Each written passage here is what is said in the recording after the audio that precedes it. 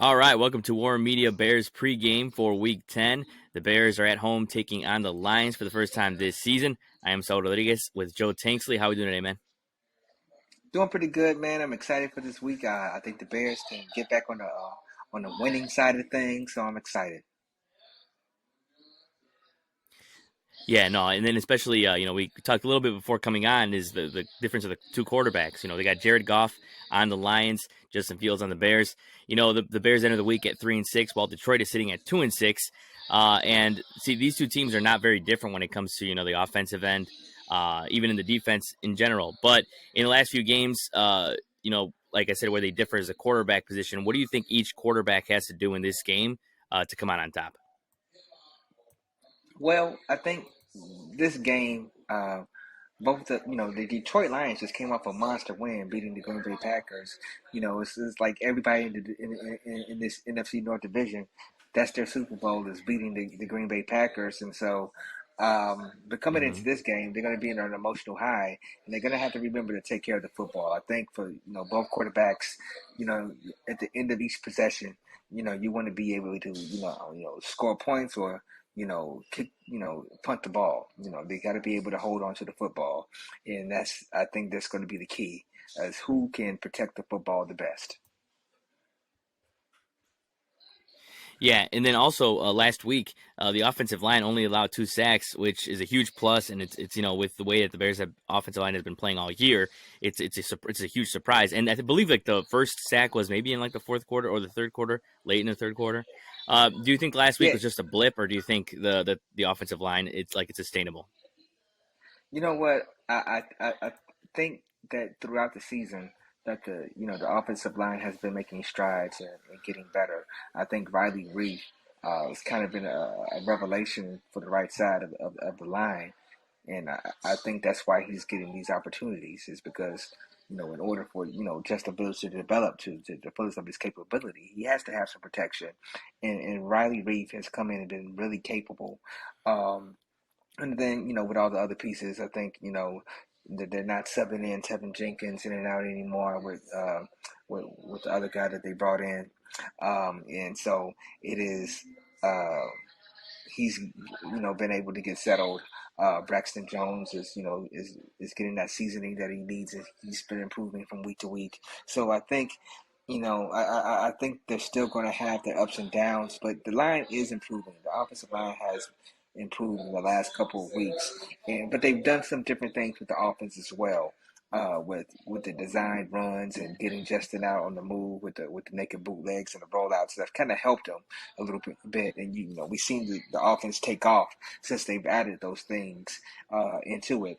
And quite frankly, Justin Fields is playing with a lot more confidence and more faith in the system, and he's been delivering the ball on time and things of that nature. So. He's helped him out as well with the things that he's been able to do. So I do think that this is something that can be sustainable. But for the last 2-3 weeks or so, Justin has been on a tear. With the designed runs and carving up defenses. And I'm not quite sure if the Detroit Lions have the personnel or the coaching to design something to stop that. But um, they're going to try. And this week, I think this would be a good opportunity for the offensive line to continue on that positive trend and really solidify you know you know for the rest solidify themselves for the rest of the season. Yeah, no, definitely, and these are two teams that when it comes to the offensive lines or in general the offense, they're not too different, and I think going into this one, the offense is going to be a big talking point because of course a pair of brothers are going to face off. They're not in the field at the same time, but there's with Equanimous and Amon-Ra St. Brown, related yes, but very different on the field. The Bears defense had success early on giving up too many yards to wideouts, or not, sorry, they had success not giving up too many yards to wideouts, but over the last few games, they've had trouble with guys like CeeDee Lamb, Jalen Waddle, Tyreek Hill, Hmm. and obviously, granted, those are great wide receivers. But how do you think the Bears, Jalen Johnson and company will fare against Amon Ra? Obviously, also, have to mention that Kindle Vildor will also be out with an ankle injury. So, Well, you know what? what do you think? I think that just Jalen Johnson has he's becoming one of those guys that you don't go after. He hasn't been targeted that much on the defensive side, and teams are staying away from him. And it's good to have a guy like that on your defense. If he can shadow, Amon-Ra St. Brown, the one that catches the ball, um, um, and kind of keep them under wraps. I think that'd be good for the defense. I think the defense is, yeah, I'm sure you all talked about it, but with the people who aren't here anymore, it's a bunch of guys, on 1 year contracts on prove-it deals, and you know, guys looking for pretty much looking for their next meal, and the talent's really not there, and so we it was apparent in in the Miami game. It was apparent in the Dallas game, even with Roquan Smith. So it'll be interesting to see how you know the Bears defense can improve this week and kind of shore up things and not be so porous. Um, I think that the Detroit Lions pose an interesting challenge because they've been able to put points up, and defensively they haven't been able to stop anybody. Much like it was last week with the Bears in Miami. Miami traded for Bradley Chubb, but he really didn't do anything until the end of the game. And by that time, and the thing about it is, I'm sorry, I'm just going all over the place, but a lot of It's all people, good. want to talk about the Bears defense. We talked about last week and how if the defense could have played better, the Bears could have won. But the Bears Hmm. offense actually outscored Miami's offense. It was due to special Hmm. teams that the Bears actually lost the game. If you negate that, that block punt and the score, the Bears are coming out on top. So I think there's a lot of room for improvement, special teams wise, defensively, and you know, there's going to be the offense is going to have to come up with a counterpunch as well, or be ready for a counterpunch for teams who are going to want able to, come up with ways to stop Justin from running the ball. Miami tried it last week with the spy. When Justin was just a better athlete than Phillips. That guy. He was just a better athlete, and they couldn't do anything with him. I don't Hmm. know if not Philly, but Detroit. Sorry, I said Phillips, Philly, but whatever. I don't know if Detroit has a guy that can do that. I know they have Aiden Hutchinson, the rookie defensive end, who's been really good this year, and that's going to tax that offensive line and see if he's going to want. He's young, got fresh legs, and he's going to be coming out to Justin, coming from Michigan. So um, I think I think that's going to be an interesting matchup and see how Braxton Jones or Riley Reef, play against him. You talk about a guy who's a first round pick versus, what Braxton Jones was like a fifth round pick or something like that. Hmm. That matchup is going to be interesting, I think, for the game. And I think the Bears, we talk about offensive line play, they're going to have to get them some help. I know I was all kind of all over the place with the explanation, but No, I, it's all good. I think I'm interested to see how Braxton Jones matches up with Aiden Hutchinson, a real first round talent who's been playing very well, versus Braxton Jones, a guy from in the later rounds of that draft. So that'd be interesting. No, yeah, and you make a lot of good points, especially on with the defense, because as I said, they're similar, and the Bears and Lions similar in many ways. And when I was going to say with the defense, as you kind of alluded to, it was the Bears had some clutch stops at late in the game when they needed them. Especially when talking about Jalen Johnson, he had the play where he put up his arms, stopped that ball. I believe it was to Waddle. It was intended for Waddle. So they made some big stops, and as you said, without the punt or without the block punt, Bears could have won that game. And then when it comes to scoring against these two defenses, the Lions have allowed the fourth most points at 234, and the Bears have allowed the eighth most at 216. So this is a game that I think most likely will end up being in the 30s when it comes to points. Like both teams are going Uh-huh. to score in the 30s probably. So it's just it's about little mistakes. The one last thing I wanted to talk about was last week was Chase Claypool's first game with the Bears, right? Uh-huh. And a lot of people were talking about Chase Claypool, but something a boss man Kyle Means mentioned was the fact that other guys are going to be winners in this deal too. When it comes to Mooney, when it comes to Komet, and we saw a little bit of the way they're going to start implementing Komet, last week in multiple ways. What did you think about the way they used them against Miami, and then do you think that's something that they're going to continue to do? Well, if for me each week is, you know, Cole Kmet has been my guy to have a breakout game. I picked him to have a breakout game the last few weeks, Mm-hmm. and I see a guy that is hungry and able, has the talent to make plays, and I think the addition of Claypool, Chase Claypool, is can't do anything but help him out because you have a actual bona fide guy that you have to be worried about, that you have to cover, a guy that can go up and get a 50-50 ball that defenses have to worry about.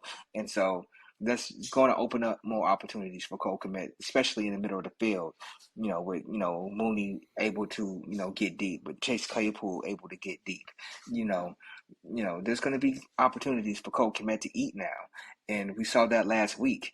um, a lot of people were impressed with Claypool's ability to, absorb the playbook and get on the field for as many plays as he did. I think he had 20 plus snaps, which is a lot for just joining the team days prior. So I'm interested to see what they can scheme for him and how they get him involved this week. I think he's a guy who also has a chip on his shoulder, who has something to prove after being cast off from the Steelers. And much like everybody else on this team, this is a young team with a lot of proven guys. So he kind of fits, the energy in that room right now, and um, and he definitely has the pedigree, to go out there and make things happen.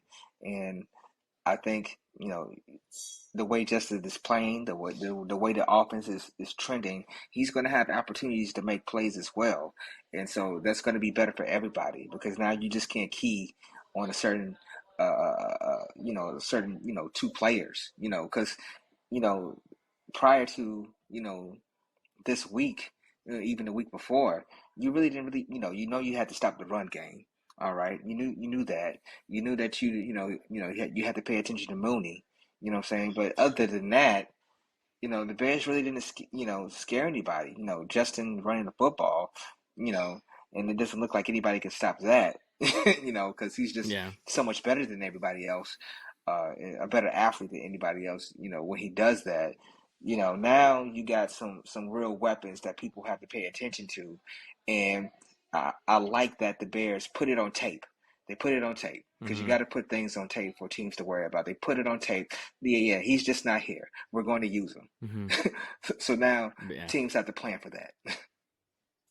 Yeah, and you know what? That kind of working off your answer, what you said, and I didn't get to ask you. I haven't talked in a minute about the deals the Bears made, but with Claypool, a lot of people say, oh, he could be the Bears number one, and like, yes, he can be the Bears number one, I think. But the question I have for you is, do you think that he could be a number one to the point where he's, one of the most talented, one of the top wide receivers in the NFL, or is it just like, or does he have a ceiling? What do you think? Like, where do you think his You ceiling know is? what? I think he definitely has all the qualities that you want, the size and the speed, Mm-hmm. um, to be a number one. But here's the thing. I don't want to fall into the trap of being satisfied. You know what I mean? The Mm-hmm. Bears need to go out there and get another playmaker, whether it's the draft or Mm-hmm. sign somebody else in free agency. That's just the way it is. You look at the teams that are having success on offense. We just saw one. With Miami, they got Tyreek Hill and Waddle. And Mm-hmm. those guys are 1 and 4. At least they was last week with receiving yardage and receiving and all and the things that they were able to do in the Mm-hmm. so far this season. They've been phenomenal.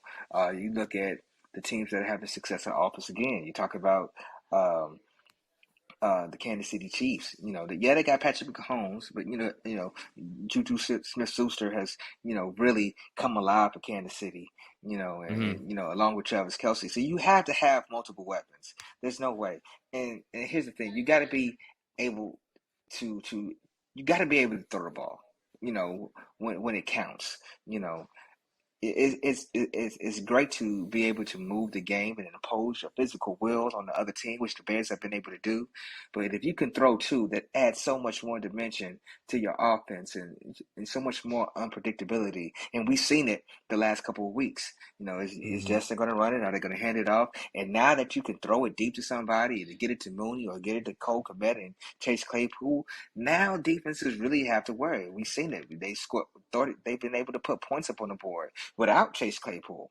I think Mm-hmm. the what we're seeing with this offense is just the beginning. This is going to get uh, they're going to start adding more things to it, and that's a good thing because this is where we wanted to be at this point in the season with Justin. It was rocky in the first point, but you're seeing now that they're doing things to, fit his skill set and his talent. He's becoming more confident, more decisive, and I think, having somebody like Chase Claypool, to kind of be a bona fide weapon. They didn't have, Equiminius St. Brown is not a bona fide weapon. Uh, Mm-hmm. Dante Pettis is not a bona fide weapon. They're good in spots, in certain situations, but they're not the ones that you can count on down in and down out to make the plays that you need them to make. We saw it in the Miami game. Fourth and whatever it was, Justin throwing the ball that Saint Equimania St. Brown dropped it. So I think having guys that can make plays is just going to benefit the Bears. Yeah, no, and that's I think that's why they got Claypool. I think that's one of the things that they got Claypool is because the fact that there's a weak free agent market Oh, when it comes to wide definitely. receivers. And yeah, and the thing is they could still go out there and make a deal in the offseason for wide receiver with the type of guy that you're talking about. So I'm excited to see what they do in that end because yeah, you can never have enough, and especially with the Bears and the way their offense has been, definitely I can't have too many. And they have already said too that Claypool will get more play this week, which was expected. But I'm excited to see what they got cooked up for him because you could do so much. But that's a good place to wrap it for this week, man. It's week 10. The Bears hosting the Lions. It'll be the first game against the Lions this year. So hopefully the Bears can come out on top and stop that losing streak. But Joe, thanks for joining me this week, and hopefully enjoy the game, man. Thank you. Likewise. Peace.